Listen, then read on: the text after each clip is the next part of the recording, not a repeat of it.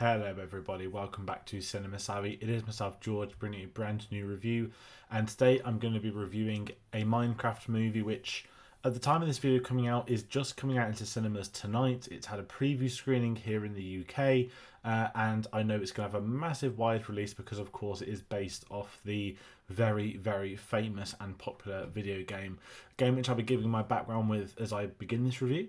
But as always, with this film now out in cinemas, this film potentially being a big hit, maybe not being a big hit, I don't entirely know. I do want to hear from people watching at home, so please do comment your thoughts, not just on the Minecraft film if you've watched this, if you are a fan of the game, you've played the game. I know the whole logic is it's open world, you do what you want with it. I'm just really curious to know what people's thoughts are on this becoming a game. We're obviously in a somewhat patch now where we're starting to get some really good video game films.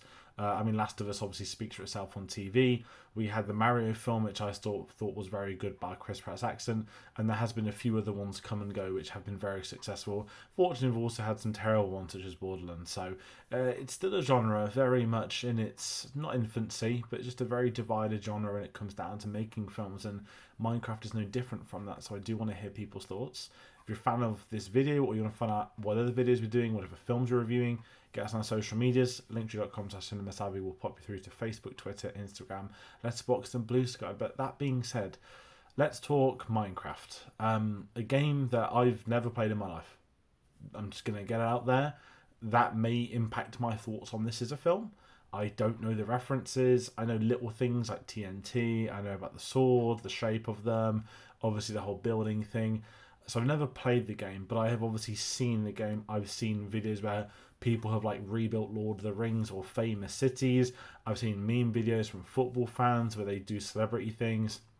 I've seen videos of people going into other cities and just blowing them all up. So I know the concept of Minecraft, but I couldn't sit there and say I've played it. So that's going to be different for me watching this compared to people who have that experience who maybe have spent years and years and years of their life playing it. Now, I'm not going to get disrespectful, or maybe this shows my age, but I would say politely I am the generation above Minecraft, that no one really my age played it when it was new. I think it sort of got popular and maybe some people may start to play it more, but we are very much the cusp of that. Yeah, the generation after us, that's their thing they grew up with, that was their game.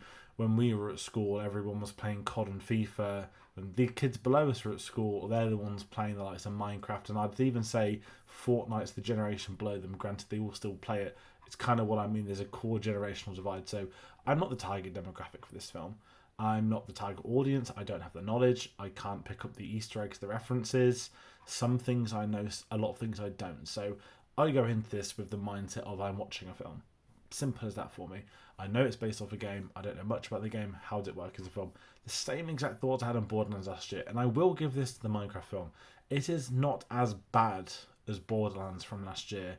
That's probably the most positive thing I'm going to actually say about this one, because to be frank, I've seen one of the worst films I've seen in a long time. It was quite comfortably horrific to watch. And I was at an early screening today. And I kind of want to talk about this as well. Before I even get into the story and the other things, there were 10 people in my screening. And it was for MediCinema. If you don't know what MediCinema is, it's a really great charity initiative that's done in the UK. Really recommend people reading into it if they're unfamiliar with it. But at this screening, there were 10 people. And there was a group of like 3-4 lads that looked like, again, like 5-10 years younger than me.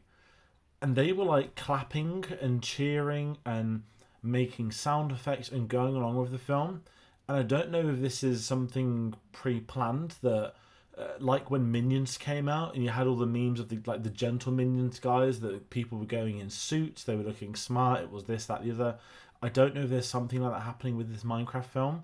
The most random obscure thing would happen and they were like proper like cheering and clapping like, you know, it's made their life. So I had a weird experience with this. And again, I don't know if that's just 3 peculiar people in my screening or if this is going to be a big trend we see in the coming days and weeks online, like the Minions thing. So I just wanted to talk about it because that was very strange. It's good to an extent for the film, isn't it, that there are fans there going on day one. But again, I don't have that background, so I don't know what the deal is of those people doing that. Maybe I was just in a screening full of lunatics, who knows. But I can't gravitate towards any of that stuff. But when I'm talking about this as a film, and now I'm going to talk about more of the plot story stuff, it's a very simple story. The characters have to get back to they've gone into this void. They've gone to this Minecraft land. I'm just going to call it that. They've got to stop the bad guys taking over. Then they need to get back to Earth. Very simple. I've oversold it in that storyline. That's fine. The criticism I have, and this is actually the concept of an open world game such as Minecraft, which is, it's for you to build as you like. It's for you to do what you want and do as you please. What I don't understand is not making it into a story, but by creating a story for this, which you have to do to make it a film, you then have to essentially look at it on the concept of this is somebody's vision, this is somebody's story. How do we do this open world thing in there? I'm going to look at the Warcraft film that Duncan Jones did. The same thing. You had an MMO game.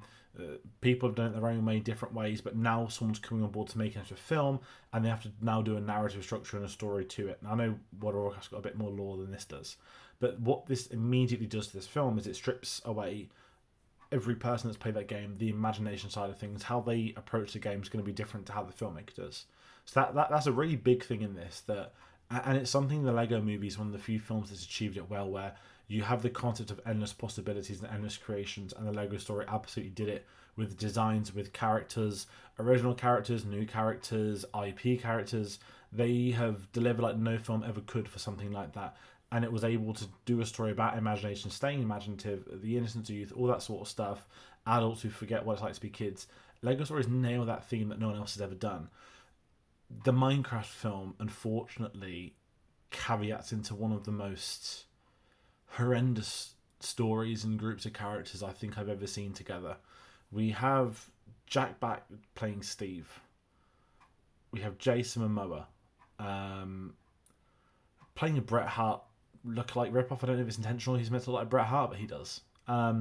We've then got Jennifer Coolidge, who I'll give her credit for. She's the only good thing in this film. She's in like 3 or 4 scenes, but Jennifer Coolidge I really like in this. I didn't stay for the credit scene. I found out what happened afterwards. I won't spoil that on here. But we've got, I'm not really going to talk about Emma Myers, who's obviously a young actor, and a character playing her brother as well. So, I'm not going to sit there slating actors. I don't like doing it. I just thought it was an atrocious script with an atrocious film that was just horrifically directed, which I think evidences that Minecraft isn't something that lends itself to the big screen. The whole world vibe, that you've got these humans going into their world. We've seen things like that happen in media where it can work. Certainly with animated stuff, we've seen those crossovers before. People look at things like Mary Poppins, but this is not that. It looked awful, it looked cheap, like nasty.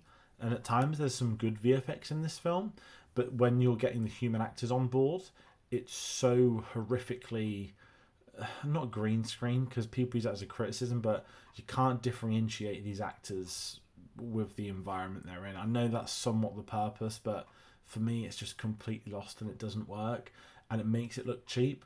And then you can add into the actual characters themselves, where I don't even want to sit there and say Jack Black's playing himself. He's playing a character you'd expect Jack Black to, but unfortunately it's less Nacho Libre and it's more Mandalorian, that it's the sort of obnoxious performance that people can't stand, that people don't gravitate toward. I really didn't like him in this film. It felt like a parody of himself at this point in time. Yet it was only, a couple of years ago where we see him have this resurgence with the likes of Jumanji, which he's amazing in. So I thought he was awful in this. It's one of the few times where I've wanted to contemplate walking out of film. Then you got Jason Momoa, who, thankfully on the news this week we've seen he's going to be playing Duncan Idaho in Dune Part 3, which, as he said, if you've not read the books, that's on you. And when we get to see him do these more dramatic roles, he's always great. Then we get him in something like this, and you just sit there wondering, like, was it the money? Is that the only reason you do a film like this? Or are you a fan of Minecraft? Really?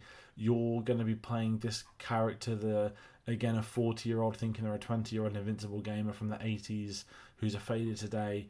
There's nothing there with the story. It's something we've seen before, and when him and Jack Black are carrying this film in the respect of being leads and the salary, of course, it's just so awful. And I think not only are they poorly cast, they're just abysmally written characters who don't function in this. And it sounds so harsh me saying this. Again, at the end of the day, it's a Minecraft film, isn't it? It's for kids. I'm not the target demographic. Like the Snow White review, I'm not the demographic the studio set out to make this film for. This film is clearly made for children. I think if you were 3-4 years old, you'd be loving it. But at my age, it's one of the worst things I've seen at a cinema. And I'm really lost as to how this will go down with families, will go down with people. There are some things which I did laugh at once or twice, which is Jennifer Coolidge, but kids aren't going to understand what a divorce is. Kids aren't going to understand that sort of thing. But it's kind of scary that the only person I like enjoyed the screen time is what felt like a glorified cameo where we get her in like 3 different scenes and she's just playing herself. Others could have played themselves maybe, but again, when people think of Minecraft, are you going to think of Jennifer Coolidge? Does that really work? I don't know. It was just awful. And I've said that word far too much in this review. I don't normally go in on films like this, but this is going to be a hugely popular film. And for me, who has no knowledge of the game, is this the sort of film that's going to make me want to play Minecraft? No.